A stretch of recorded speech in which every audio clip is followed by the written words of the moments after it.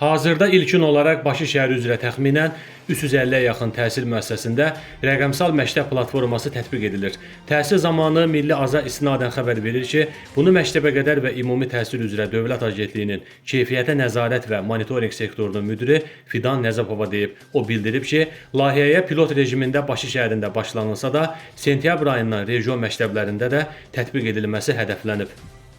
Bunu tətbiq etmək üçün təhsil müəssisələrində müvafiq infrastrukturun olması labüddür, çünki platforma onlayn rejimdə fəaliyyət göstərir, deyə o qeyd edib. Fidan Nəzəpova deyib ki, rəqəmsallaşmanın məqsədi kağız vasitələrindən istifadənin azaldılması və şəffaflığın artırılmasıdır. Rəqəmsallaşma kağız jurnalların ləğvinə gətirib çıxaracaq. Hazırda 426 təhsil müəssisəsində elektron jurnal tətbiq edilir. Əgər rəqəmsal məktəb platforması pilot dövrünü uğurla başa çatdırarsa, planlaşdırılır ki, sentyabr kağız jurnallar tamamilə ləğv edilsin. Vacib bir elanı diqqətinizə çatdırmaq istəyirəm. Fatih kursları tərəfindən 4-cü sinif şagirdləri üçün onlayn monitorinq sınaq imtahanları təşkil olunur.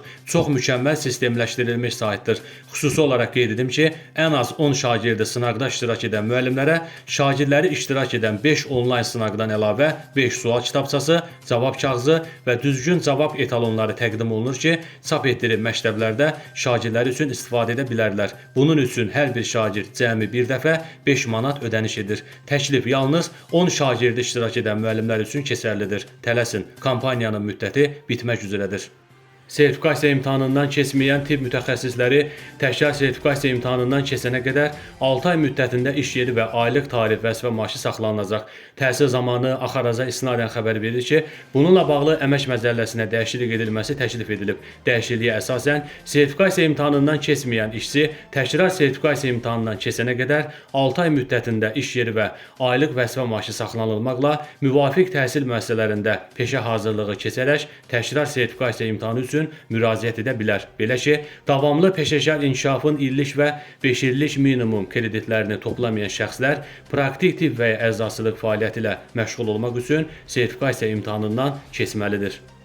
Dəyişiklik layihəsi müzakirələrdən sonra Milli Məclisin plenar iclasına tövsiyə olunub. Qeyd edək ki, əhalinin sağlamlığının qorunması haqqında qanunun müvafiq maddəsinə uyğun olaraq səhiyyə mütəxəssislərinin sertifikasiyası həyata keçirilir. Sertifikasiya şəhadətnaməsi olmayan və ya qüvvədə olmayan işçilərin praktik tibb və ya əczaçılıq fəaliyyətinə buraxılmasına yol verilmir. Sertifikasiya imtahanından təkrarən keçməyən işçilərlə əmək münasibətləri əmək məcəlləsi ilə tənzimlənir.